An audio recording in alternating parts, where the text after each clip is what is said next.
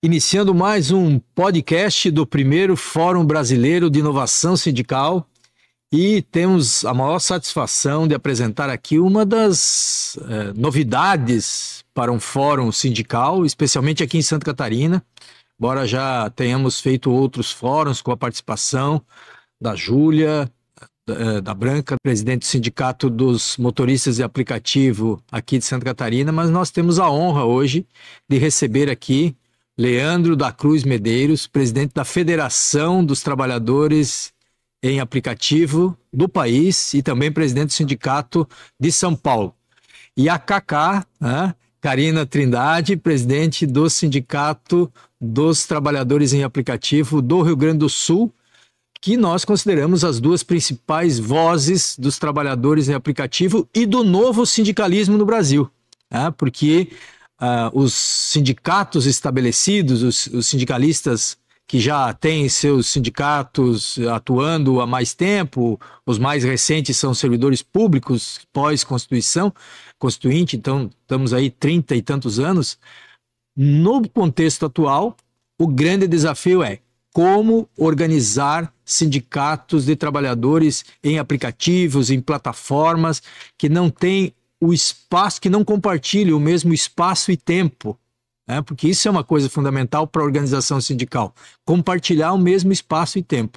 Então, gostaria que vocês começassem contando como é organizar um sindicato de trabalhadores em aplicativo, em plataforma. Leandro. Primeiro, quero agradecer a oportunidade. Como falei ontem, né? É importante eu e a Cacá estar nesses espaços de debate, até para mostrar para o trabalhador que estamos trabalhando e tentando levar o melhor para ele. Então, agradecer você, professor, e sua equipe, né, pela receptividade que nós tivemos aqui, né, no estado de Florianópolis. E o desafio nosso é aquilo que você já vem falando, né, que a gente sempre vem lutando.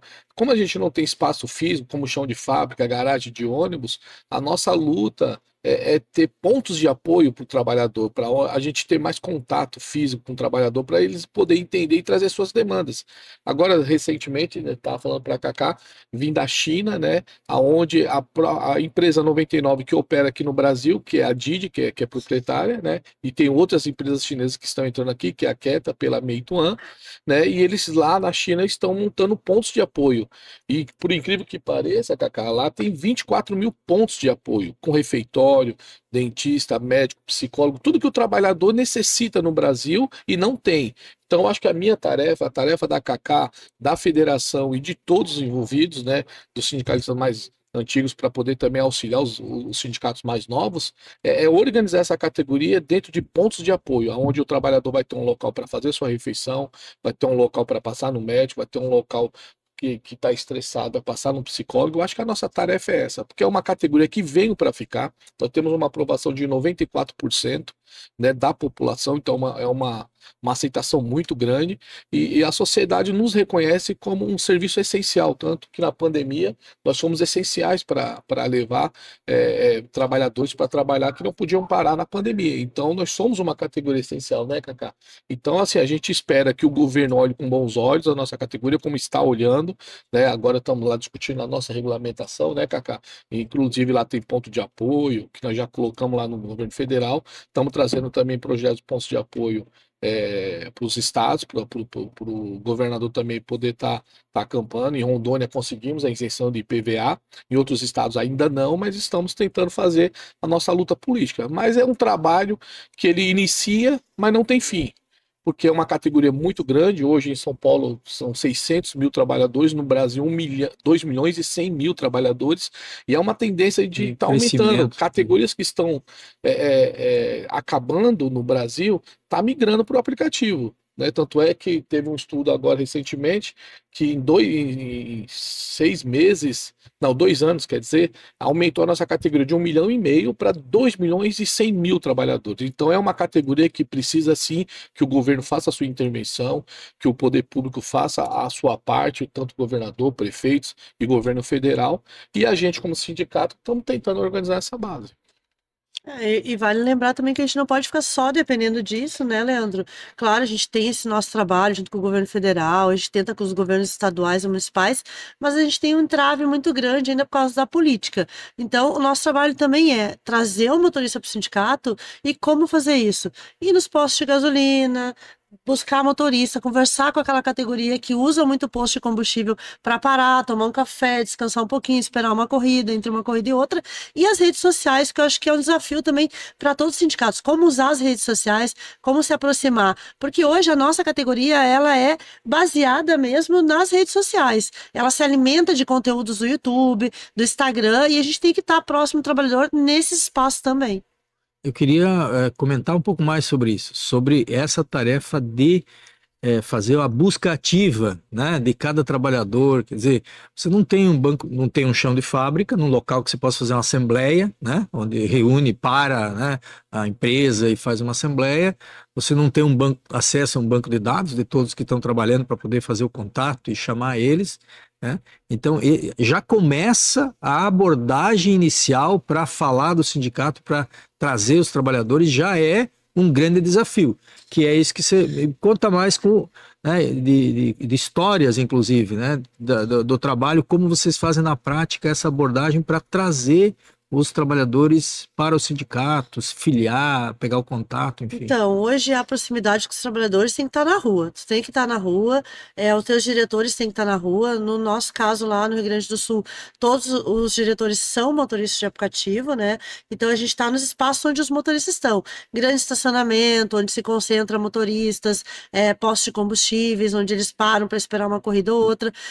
Aeroporto, que é o espaço onde tem o espaço da Uber nos aeroportos, a gente consegue ter um contato com esses motoristas. E na rede social, né? Chamou ele na rede social, conseguir dar aquele retorno imediato para o motorista, chamar, conversar. O atendimento no WhatsApp é muito importante também para o motorista que pede ajuda, que está ali pedindo ajuda, seja por um caso de bloqueio ou algum problema com a plataforma, como às vezes fica a plataforma bloqueia o valor dele para receber. Tu dá uma assistência mais rápida para aquele motorista, tu consegue trazer o motorista para dentro do sindicato. Ficar só no nosso mundo, dentro do sindicato, e dar curso de formação, que eu acho que também é muito importante. A gente está com um projeto lá no Rio Grande do Sul, em Porto Alegre, de curso de formação para os motoristas, e agora a gente está com um projeto que a gente vai começar a fazer o trabalho no interior, que é o projeto Rodas. São 14 cidades que a gente vai visitar no interior até o final de dezembro, onde a gente vai no interior eleger delegados e conversar com a categoria, reunir os motoristas, né, tirar o delegado naquela cidade e começar a mapear esses trabalhadores do interior também, que eu acho que é muito importante. Quer dizer, você é mãe, motorista de aplicativo, sindicalista, militante também do movimento de mulheres, ou seja, como é que se dá conta disso tudo? Porque a maioria dos sindicalistas também, servidores públicos, na maioria deles são liberados dispensados do ponto para atuar no sindicato. Os privados também têm esse direito nas negociações coletivas e tal. Mas vocês têm que trampar, né? Tocar, parar num tempão. E, além disso, é praticamente um trabalho militante como dirigente sindical, né? Eu conto muito com o apoio da minha família, né? A minha mãe e meu pai me ajudam bastante. E quando falta uma graninha, eles que me ajudam financeiramente para cobrir uma despesa aqui, uma despesa ali. Mas o fato é esse: se eu paro de trabalhar 2, 3 dias para estar aqui numa atividade, são dias que eu não vou trabalhar, que vai faltar para pagar, complementar a conta da água, da luz, que eu tenho a despesa em casa. Recentemente perdi minha casa na enchente, ainda estou nesse processo, né? De ainda me reconstruir, porque não foi só a casa, foram memórias, foram roupas, calçados, tudo que engloba, né, ter uma casa, eu perdi. Eu tive que desmanchar minha casa porque eu perdi totalmente. Mas tem todo esse trabalho e além de militar nas mulheres, que eu acho que é muito importante, porque às vezes a gente não faz esse recorte de gênero, né? Lá no Rio Grande do Sul, ao todo no Brasil, são 16% de mulheres. No Rio Grande do Sul consegue ser só 5%. É um estado mais machista, mais conservador, é um estado que tu vê até quando tu vai pegar um passageiro, mas é mulher. Porque às vezes eles não se ligam que o motorista é mulher. E aí, quando eles entram no carro, tu ouve isso ainda hoje, nos tempos de hoje. Ah, é mulher, porque mulher não dirige bem, porque mulher não sei o quê. Mas quem mais comete acidentes são os homens, né? E até porque é a maioria que está na rua também, né? Sim, então, 95% lá no estado. Mas tem todo esse trabalho que eu conto muito com a parceria da minha família mesmo. Meu filho também já é adolescente, está com 17 anos, mas tem todos os problemas que envolve, né? Estar com 17 anos, depressão, ansiedade, essas coisas todas. Então, se não fosse a minha família, realmente não teria como deixar meu filho aos cuidados da minha mãe e trabalhar e militar ainda na questão das mulheres. Levar como que a mulher sobrevive no meio do assédio, também cometido por motoristas, também colegas que assediam dentro dos grupos. Muitas mulheres acabam tendo que trabalhar e acabam tendo que focar só nos grupos de mulheres, porque não se sentem confortável em grupos que tem homens também, por causa do assédio, né? Da violência psicológica que eles cometem também. Ah, mas também tu foi assaltada porque tu rachou, porque tu é burra, porque não sei o que. Não, tem que ter toda uma maneira de falar com as mulheres, né? os Tem que riscos dessa saber os riscos. profissão também. Então a gente entende que a formação política também é algo que tem que estar presente dentro do sindicato. O sindicato tem que fazer. A gente está fazendo um curso lá de 6 módulos e um deles trata especificamente da violência contra a mulher, do machismo, racismo, homofobia, né? Porque às vezes o motorista acha que ele não está cometendo assédio. Até com as passageiras, inclusive. Ao perguntar para a passageira se ela mora sozinha, se ela é casada, se ela tem filho, né?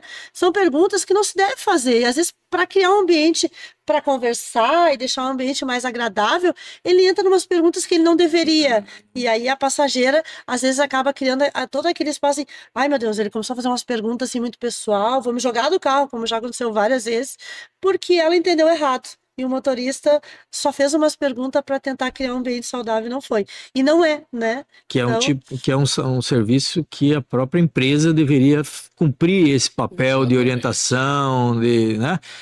E que a empresa acaba jogando toda a Que responsabilidade. na verdade, né, professor, que as empresas, o trabalhador é números, né? Você vê que o próprio trabalhador, ele não reconhece o trabalho do seu dirigente. Isso é um grande problema que a gente tem dentro da nossa categoria. Você vê, o mês passado, agora de setembro, eu fiquei 16 dias fora de casa, em reuniões fora do Brasil, para trazer, né, benefício para o trabalhador. Hoje nós estamos aqui em Florianópolis, já estamos 3 dias aqui. Então, tudo isso aí, a gente fica longe da nossa família, fica sem ganhar dinheiro porque não está trabalhando.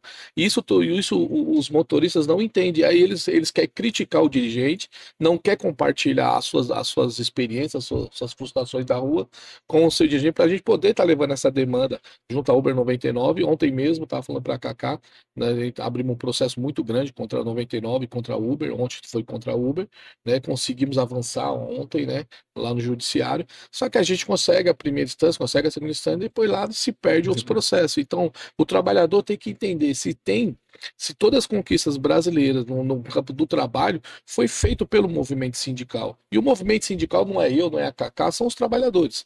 E essas empresas aí, a Uber 99, o que ela fez no Brasil quando ela entrou aqui? Ela cooptou muito motoristas, engajou eles para ser influentes, para trabalhar contra o movimento sindical, contra os seus dirigentes. Por quê? Porque elas saberam que o obstáculo para essas empresas entrar e fazer o que quer com o trabalhador, a única trincheira são o movimento sindical, somos nós que somos lideranças, e eles entendendo isso, o que eles fizeram? Eles montaram um grupo financiado pelas plataformas para trabalhar contra a Cacá, para trabalhar contra o Leandro e os demais presidentes. A Cacá sofreu na pele em Brasília, sendo ofendida, xingando ela, eu presenciei, discutimos lá com um monte de motoristas lá, machistas, e eu falando, poxa, é uma mulher, você não tem mãe, você não tem filha, você não tem esposa. Não, mas eu falei, não, amigo, você tá errado. A Cacá é uma lutadora, você não conhece a história da Cacá, e a Cacá foi a que mais sofreu dentro desse contexto. Eu mesmo, em São Paulo, a gente fomos ameaçados de morte, eu, a Cacá, o Luiz e outros presidentes, onde a gente teve que andar com carro blindado, onde a gente teve que bloquear as redes sociais da nossa Parar de família, trabalhar. parar de trabalhar na rua, porque porque essa situação da ideologia política, ela foi para a esfera do trabalho também. Uhum. E a gente tem pessoas loucas na rua, infelizmente, é o que a gente está vendo no Brasil. Então, são coisas que a gente não desiste da luta, porque somos lutadores e queremos um Brasil melhor, né, um futuro melhor para os nossos filhos. E esse papel é meu e da Cacá, e a gente não reclama. A gente pegamos um cargo de presidente, então somos liderança e vamos até o final. Mas temos certeza que no final dessa luta a gente vai sair com essa vitória, né, Cacá? Ô, Leandro, e essa questão, por exemplo, do trabalho mesmo, do dia a dia. O trabalhador do aplicativo, né? Não, ele entra com o custo do capital, digamos, né? O equipamento, meio de produção, né? Como a gente fala. Ele entra com todos os custos operacionais, né? É tudo dele. Os riscos, né? A parte administrativa.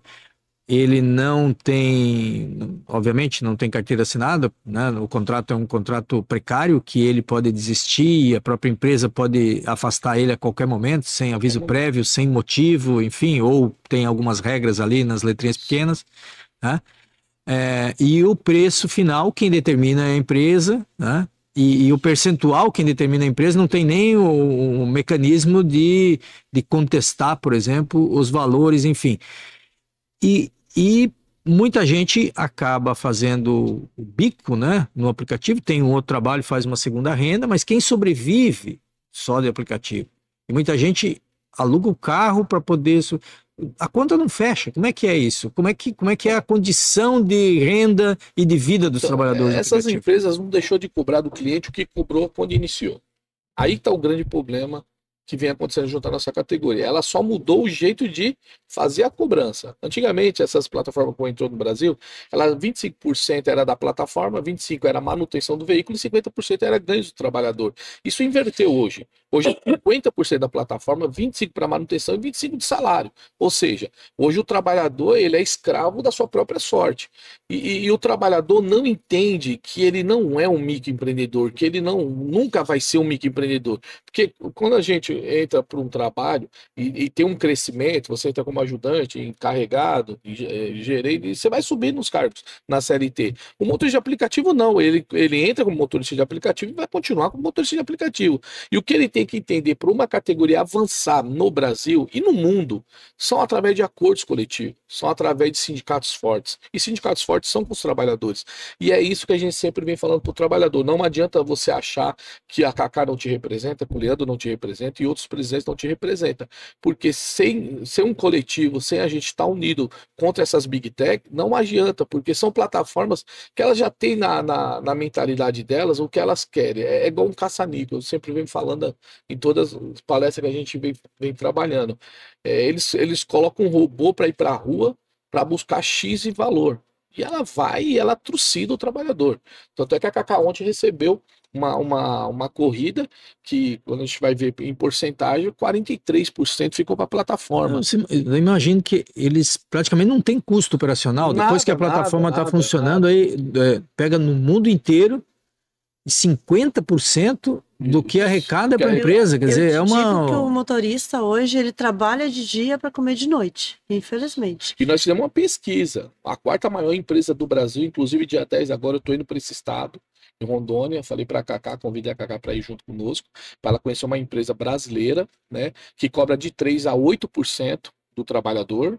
E tem alternativas, lucro, uhum. Ela dá um ponto de apoio para o trabalhador ir lá para lavar carro, vende pneu mais barato para o trabalhador, tem uma clínica médica para o trabalhador e cobrando de 3% a 8%. Aí eu, muito curioso, né, estava em Brasília, falei, pô, quero conhecer essa empresa. Fui lá para conhecer a empresa, falei, pô, mas dá lucro?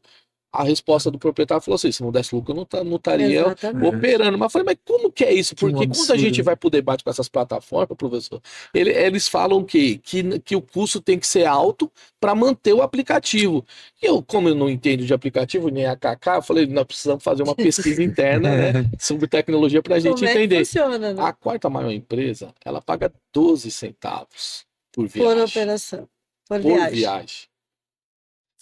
Fixo. E aí, quanto mais viagem você tem, Quanto mais você contrata, mais baixo é. Então você pega uma Uber 99, deve pagar 2 centavos. Exatamente. E é isso que o trabalhador tem que entender, que eu e a Cacá, os demais presidentes, o movimento sindical não é contra o trabalhador. A gente quer que o trabalhador tenha direitos. E ontem, inclusive, hoje nós temos uma palestra aqui, né, Cacá? Agora, 8h30, que tem um rapaz aqui que falou, Leandro, tem uma calculadora que faz o cálculo, já colocando vocês como trabalhadores CLT, que não vai prejudicar nada a empresa e os trabalhadores vai ter seus direitos garantidos. Exatamente. E é isso que a gente vem procurando e tentando, né, Cacá, passar para o trabalhador. E que individualmente ninguém vai conseguir resolver isso se não se organizar em sindicato, cada vez, porque começou 25, agora é 50, e cada vez vai explorar mais. Não, e os bloqueios. Uma das plataformas falou para mim, Cacá, e eu até comentei com a Cacá, eles bloqueiam 18 mil motoristas por mês.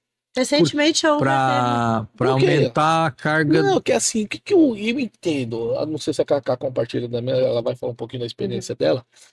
Eu acredito que essas plataformas ela vem fazendo o quê? Ela vai sugando o trabalhador, sugando, tanto o seu lado físico, também o seu lado material. Quando ela suga e não tem mais o que sugar, ela tira você da plataforma e entra mais pessoas. É uma roda gigante. 10 sai, 20 entra, 20 sai. Vai fazendo uma seleção, fazendo, quem não tá... Eu acredito que funciona mais ou menos dessa forma. E quando o motorista, ele é um motorista antigo e ele começa a saber como driblar o aplicativo para ganhar mais, como escolher corridas e não fazer qualquer tipo de corrida, a plataforma entende que ele está escolhendo muita corrida, que ele está deixando passar muita corrida, e é aquele motorista que vai ser bloqueado futuramente. Dali a alguns meses eles bloqueiam aquele motorista que já está... Tem muito motorista que me diz assim, mas eu sou diamante. Diamante é uma categoria maior da Uber, porque tem as categorias. Eu sempre fui azul, porque eu escolho corrida e eu sou motorista há 9 anos. Eu trabalho há 6 anos, eu sou diamante, eu tenho muito elogio no aplicativo, minha nota era 5.0, que é o máximo. Isso não interessa para eles, interessa para eles se tu escolhe corrida. Se tu escolhe corrida, automaticamente tu vai saber trabalhar, tu vai ter maior ganho e a plataforma vai ganhar menos. Então o que acontece? Ela vai te bloquear sem direito a defesa nenhuma, que é o que acontece, porque o motorista ele diz, o sindicato não me representa, eu não gosto do sindicato, mas quando ele é bloqueado, ele vai lá pro sindicato, porque é o sindicato que vai entrar na justiça e não vai cobrar dele o jurídico, né?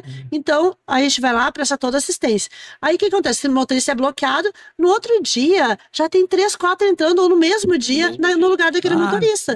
Porque já tem os novatos vão fazer tudo aquele tipo de corrida. Aí a plataforma vai dar no início, né? Tu entra na plataforma sem saber nada, sem saber como atender um passageiro, sem saber como andar nas ruas, sem ter nem o mínimo de noção de que é o trabalho de plataforma, e tu vai aceitar tudo que é tipo de corrida porque tu ganhou uma promoção lá para fazer 20 corridas e ganhar R$80, por exemplo. Um exemplo, porque geralmente 20 corridas é R$30, mas como ele é novo, ele vai ganhar R$80. E ele vai se empolgar, olha, eu faço 20 corridas e além do valor das corridas eu vou ganhar R$80, então eu vou trabalhar cada vez mais para ganhar mais promoção.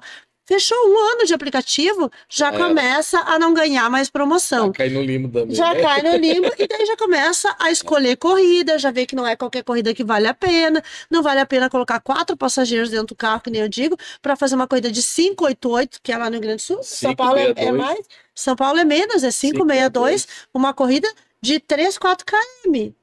Para ganhar 588 ou 562, que seria a corrida de valor mínimo. Por isso que a gente diz que a mínima tem que ser no mínimo R$10, porque não paga nem o custo do teu combustível. Não vale a pena ligar o carro, né? E o mais interessante é que quando o trabalhador é bloqueado, ele procura o sindicato, ele quer todos os direitos trabalhistas.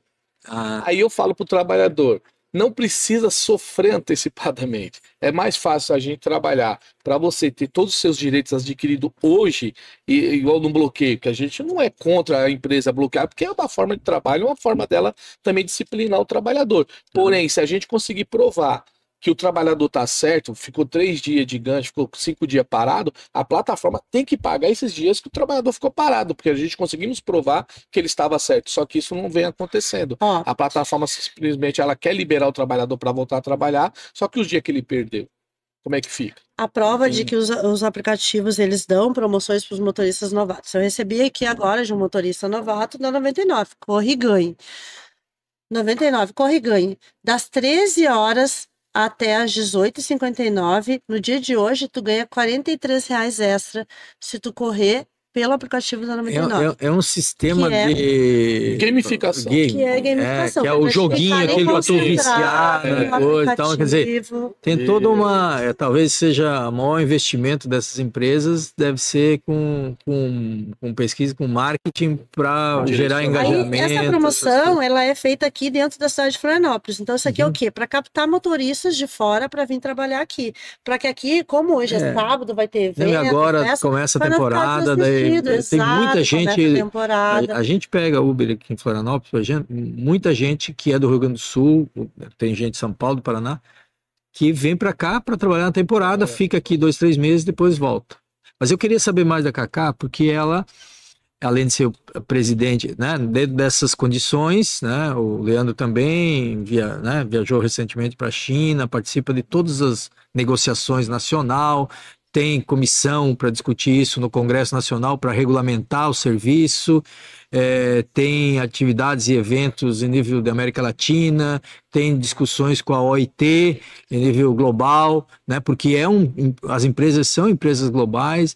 Então, eu queria que você fizesse uma síntese assim dessa, como você avalia que está avançando esse processo de conquista de direitos, porque como se trata de uma atividade nova também, nesse primeiro momento há essa selvageria do capital de explorar ao máximo e aos poucos os trabalhadores vão se organizando e conquistando um primeiro direito de um ponto de parada, com alguma estrutura para humanizar o serviço, e depois vai ampliando. A tendência é que os trabalhadores vão entendendo a importância do sindicato vai se estruturando e vai avançando do ponto de vista dos direitos. Mas hoje, qual é o cenário atual aqui no Brasil, comparando na América Latina, a nível global, você Então, no acompanha Brasil, essa- a gente ainda está muito atrasado em questão de regulamentação, porque a nível nacional, o governo federal, o último governo que passou, ele só fez com que as plataformas pudessem atuar em todo o Brasil, explorar o trabalhador, só o só abrir trabalho a da porteira, plataforma, só abrir abrir a a porteira. porteira para a plataforma explorar em qualquer canto, em qualquer lugar. Então, hoje a plataforma, ela pode trabalhar em São Paulo, trabalhar em qualquer lugar, pode ter plataformas digitais. E deixou a cargo dos municípios para regulamentar. Os municípios. Exatamente. O que acontece? São Paulo tem uma regulamentação, o motorista lá tem que fazer um curso. Então, se eu for daqui para São Paulo, eu não posso só chegar lá e ligar o aplicativo. Eu tenho que passar por um curso para depois Se cadastrar na prefeitura. se cadastrar na prefeitura para depois. Então, lá tem regulamentação. Mas no Rio Grande do Sul, Santa Catarina e Paraná não tem nenhum tipo de regulamentação nas cidades. Acho que Bombinhas, se eu não me engano, o Camboriú tem regulamentação que tu não pode trabalhar lá. Depois a Júlia pode me corrigir, mas é uma dessas duas cidades, acho que Deve ser Balneário que tem tu tem que também ter um cadastro na prefeitura, tem que pagar uma taxa para poder trabalhar na cidade. Mas no mais, é liberado em todo o Rio Grande do Sul. Não tem cidade hoje que tu tenha aqui na prefeitura cadastrar. Tinha Gramado, mas a gente conseguiu tirar, porque lá cobrava uma taxa muito alta e Explora mais um eles pouco. queriam que trabalhasse só motorista da cidade lá. Só que a ideia é que, assim, se eu for para lá, eu tenho que pegar a corrida de volta. Sim. Então, o aplicativo ele não pode ser bloqueado. O motorista que trabalha, que tem placa de Porto Alegre, não pode ser bloqueado na outra cidade, né? Tá, tem que cadastrar, beleza, vai lá e cadastra, mas não pode ser bloqueado de pegar a corrida lá. Então, acontecia que o motorista chegava lá e não podia ligar o aplicativo. Então, a gente entrou com uma ADIM e para que liberasse os motoristas. Então, liberamos em Gravataí e Gramado. Porto Alegre não tem regulamentação, a regulamentação foi bloqueada por uma ADIM do Partido Novo. Lá o sindicato atuou, associações atuaram e foi uma regulamentação boa para os motoristas. A nível internacional, a gente tem uma regulamentação no México que tem, inclusive, participação nos lucros. O motorista lá tem participação nos lucros e alguns direitos garantidos, como o 13º e férias. No Uruguai também tem uma regulamentação boa que entrou recentemente, mas nos outros países está funcionando meio que da mesma forma. O lobby das empresas é muito grande e eles acabam regulamentando que fique bom para as plataformas e não para o trabalhador. Nós temos lá na Espanha também, é uma regulamentação boa, tem todos os direitos, mas aí lá o que acontece? As plataformas começaram a usar terceirizadas. E eu já disse que na regulamentação aqui tem que vedar o uso de terceirizadas, porque daí eles contratam uma terceirizada para contratar o motorista e pagar todos os direitos, exatamente. Só que daí se paga um valor baixo e ficou naquele mesmo limbo. A empresa terceirizada cobra muito das plataformas, como mas todo serviço quem paga todos os direitos é aquela empresa terceirizada, né? Então a gente tem que cuidar muito aqui na regulamentação para que não aconteça da mesma forma. Na verdade, o que estava ruim fica pior, né? Fica pior, exatamente. É o que a Cacá falou, no mundo está se dando o caminho do trabalho e não de microempreendedor. Eu acho que isso que o Congresso tem que ficar muito atento. No né? Brasil, essa coisa do microempreendedorismo, que eu acho que é uma invenção daqui. Saiu agora, professor, o PLP agora, 15225. Não está perfeito? Não. Só que a gente não vai criticar o PLP. A gente tem que modelar ele. Tanto é, né, Cacá, que dia 30 de agosto, agora que passou, a gente fizemos uma Assembleia Nacional com todos os sindicatos estaduais, onde a gente trouxemos os trabalhadores para apresentar proposta e ouvir propostas. Legal. Fizemos uma carta com mais de 30, né, propostas, encaminhamos ao Coutinho, que é o deputado relator, o presidente Passarinho, né, e aos 19 que estão na comissão especial. E a gente espera que o deputado ele trabalhe para o trabalhador, porque essas empresas, e é muito bom frisar, nenhuma é brasileira, ou seja, o dinheiro nem fica aqui. E eles não reinvestem o dinheiro aqui. Porque quem investe dinheiro no Brasil são os trabalhadores que colocam gasolina todo dia, que troca de pneu uma vez por ano, que troca de óleo 8 vezes 9 anos ao ano. Então, quem faz a operação, quem paga o custo da operação é o trabalhador 100%. Então, as plataformas elas fazem o quê? Elas jogam lá o trabalho, ela fica com a parte dela, que é uma quantia muito... São bilhões e bilhões e bilhões. Ela leva para o seu país, para os seus acionistas, e o trabalhador fica lá com a sua ferramenta quebrada, com a sua saúde. Explora e leva embora. Mas vale lembrar, e eu vou deixar um recado aqui para todo trabalhador que está nos assistindo, vale lembrar, você tem que cobrar do seu deputado federal, porque o PL está na Câmara dos Deputados. A gente está levando tudo que o motorista pediu. A gente quer KM mais tempo, a gente quer ponto de apoio, a gente quer todos os direitos, 13º, tudo que o motorista pediu nas assembleias, e a gente está fazendo mais atividades ainda para ouvir os motoristas que não participaram das primeiras assembleias. Então a gente está levando tudo que o motorista quer, lembrando da questão da saúde dos trabalhadores também, né, a saúde física e psicológica. Então a gente está pedindo tudo lá, tudo que a gente está pedindo. Quem tem que votar a favor do trabalhador é o seu deputado. Então vocês têm que ir no seu deputado e dizer, olha, o PL tá lá, mas o que o sindicato mandou, eu quero que entre cair mais tempo, eu quero que entre a questão de ter descanso semanal remunerado, de ter pontos de apoio, de ter a questão de quando tu trabalha final de semana, tu tem um valor a mais. Quando trabalha à noite, a partir da 8ª hora, ele ganha uma hora exato, ganhar um valor a mais para trabalhar à noite, adicional noturno, né? E semanal. Tudo que o trabalhador pediu, professor. Porque se não cobrar do seu deputado, não é a gente que vai votar. Exatamente. Quem vai votar é o deputado que está lá. Então, cobrem do seu deputado que tenha o que vocês querem na regulamentação.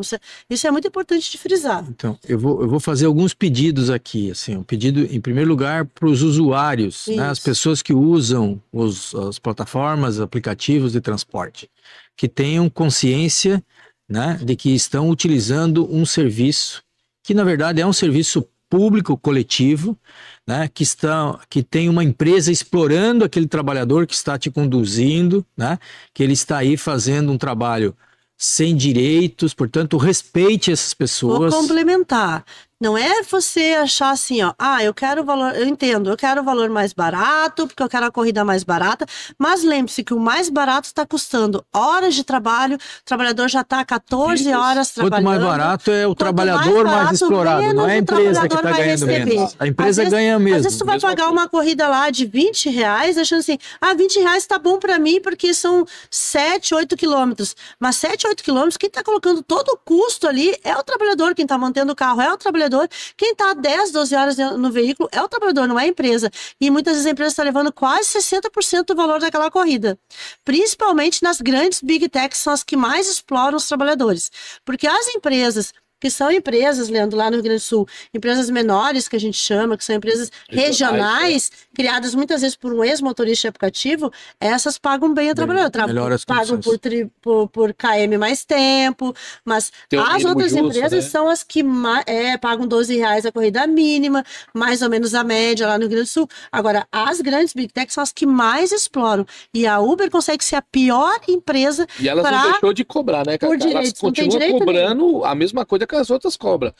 É a parte que ela toma do bolo. Exatamente, que é o segundo pedido é para os trabalhadores dessa área de aplicativos, né, de modo geral, e nós estamos tratando aqui dos motoristas de aplicativo, mas tem os motoboys, tem outros entregadores, tem outros serviços de plataforma que se organizem, que participem do seu sindicato. Individualmente, ninguém vai conseguir uma negociação, né, com uma empresa global. E digo assim, ó, o motorista vai olhar isso aqui e vai dizer, mas eu não sei se tem no meu estado.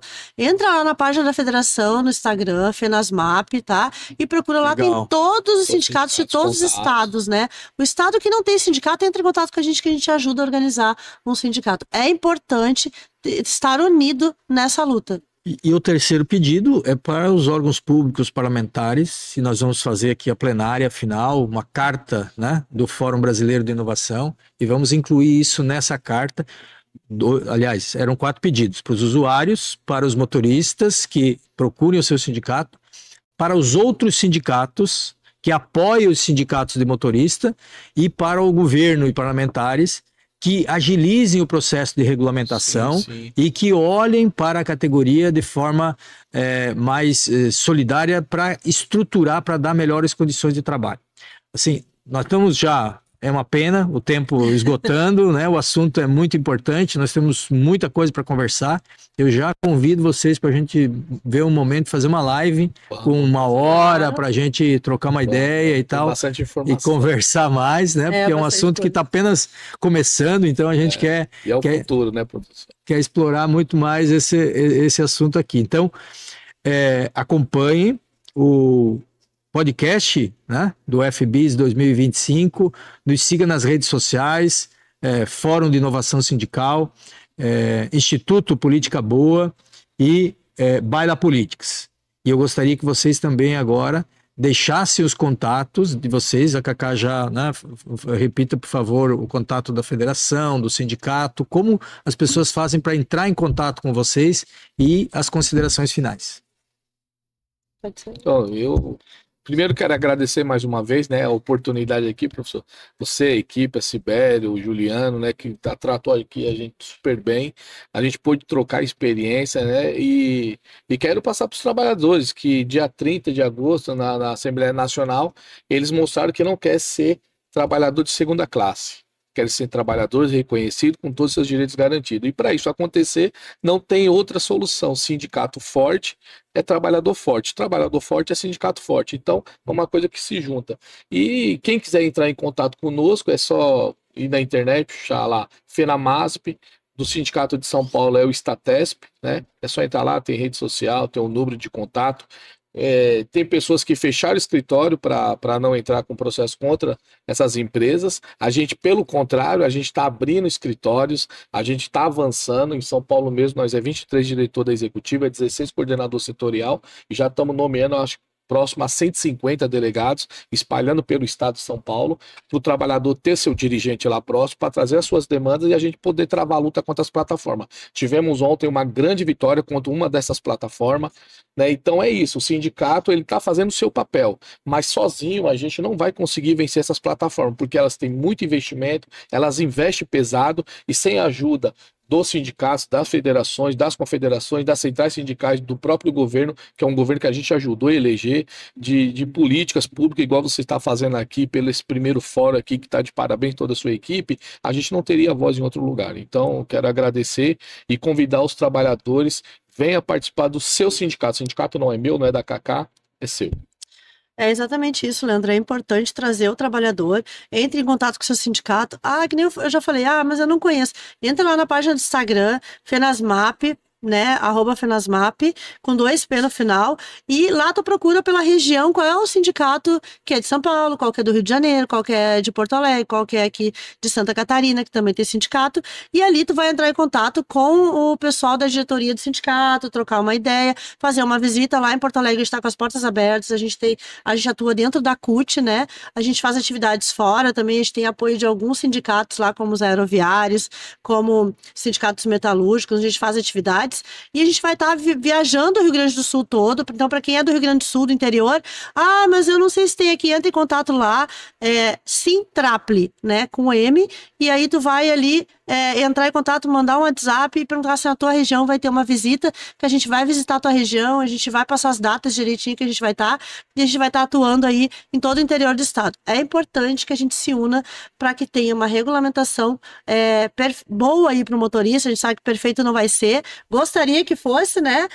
Quando dizem, vocês defendem CLT. Sim, nós defendemos CLT, porque a gente acha que CLT é o que garante o direito dos trabalhadores, né? Mas se o motorista não quer ser seletista, a gente pode ser intermitente, que está dentro da CLT e vai ganhar todos os direitos. Então, procure o seu sindicato.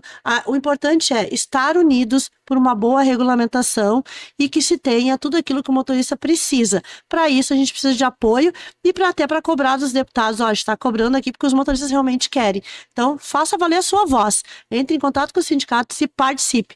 Que sem participação, não adianta dizer que não te representa, porque quem está à frente vai te representar, tu querendo ou não. Isso é nacional, né? É lei federal, não tem, tá na lei federal. Então, esteja junto do sindicato e participe. Vem construir com a gente. Não é meu, não é do Leandro, não é da Júlia, o sindicato é de todos nós. E para isso vocês têm que participar junto com a gente. Então, me permite só para falar um pouquinho do intermitente. Eu acho que é muito importante que a Cacá falou.